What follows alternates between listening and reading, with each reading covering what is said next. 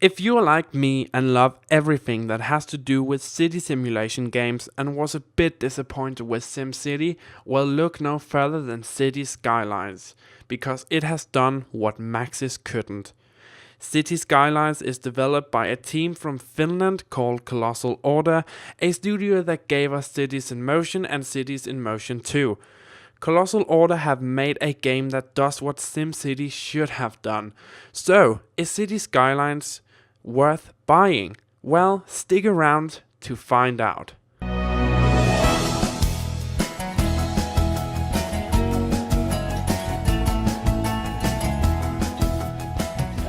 Hello, my name is Auvbri and I'm here to do a review of the Cities Skylines game. When you start the game, you get to choose from 9 different maps, what side of the road you want your cars to drive in, and then you start out with a map size that is like the one found in SimCity. And from there, you just start your city planning.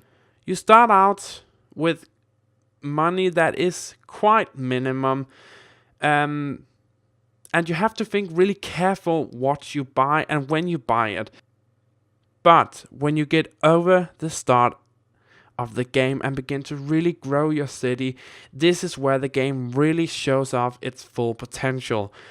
The traffic in this game is so realistic that you can't just upgrade your roads and expect that to stop the traffic jams. No, you have to really plan the road layout and really think of the traffic when placing roads. One-way roads can be a huge help in this, but they are not always the solution. With the roads come these squares that you can zone.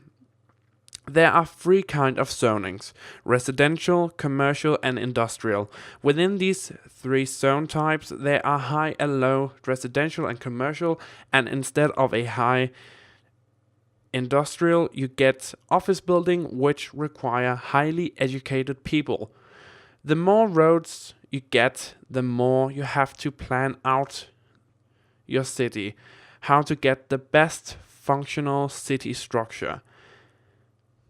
And that isn't easy.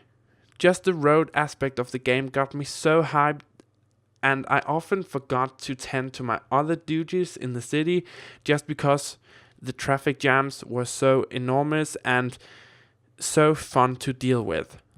The road tool is really easy to use, and you can make some truly crazy intersections and neighborhoods with this tool.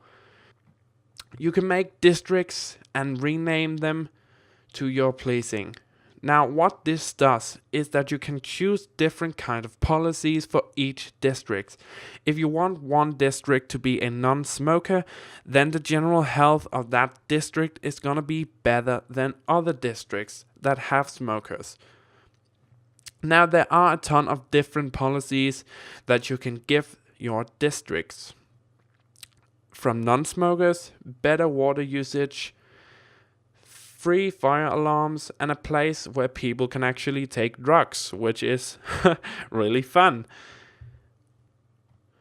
When you have filled out your first square of city, well, don't stop there. You can expand by 8 more squares. That is 8 more squares of city you can build. This just makes the game feel kinda endless, which is so good, seeing that you want your city to become as big as it can be. If you want even more land to build on, well, then you're covered as well, since Colossal Order has made mod support for the game.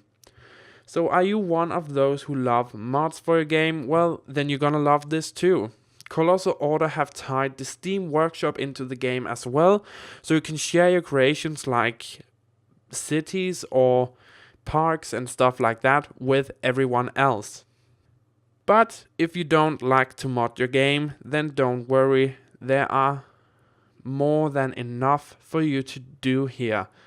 You don't really feel like you run out of space with these 9 squares you have. And that is said from someone who has played more than 35 hours of this game in the same city.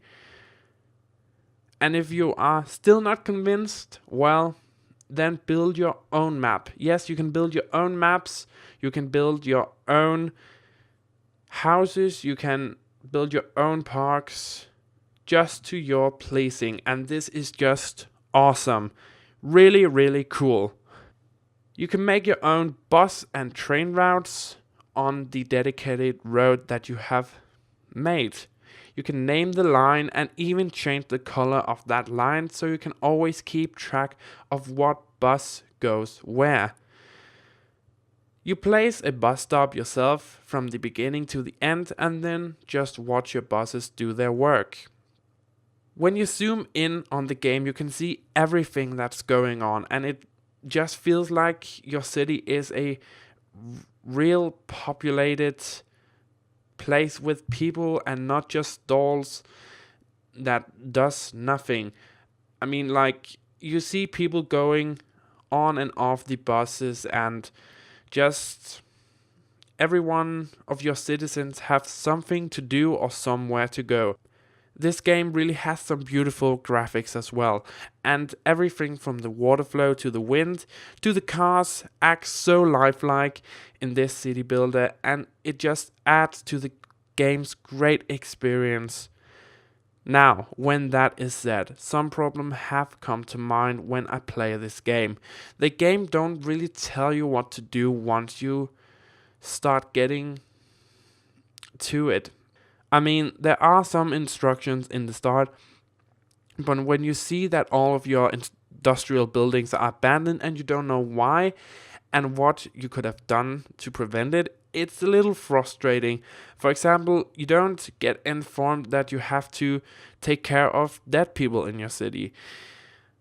Many things you have to find out for yourself, but once you find out those things, it seems a bit logical that, for example, cemeteries have to house all the dead people in your city.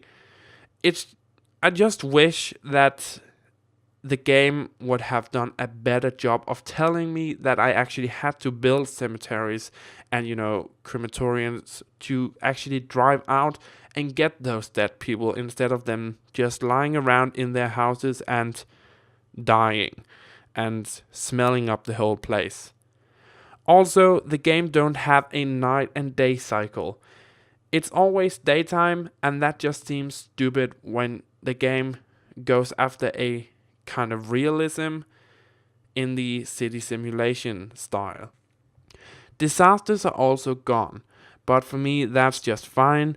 I'm the one who always turned off disasters, and I'm sure if you want disasters, there is a mod for disasters for all you city destroyers out there.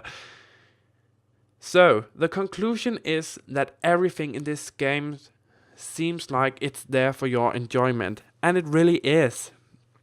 I can't count how many hours I have lost myself in this game without even noticing that the time has gone on for like 6 hours, and I probably should have eaten some.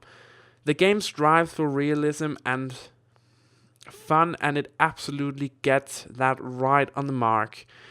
There are some small complaints, but once you've learned the game, they kind of fade away a little bit.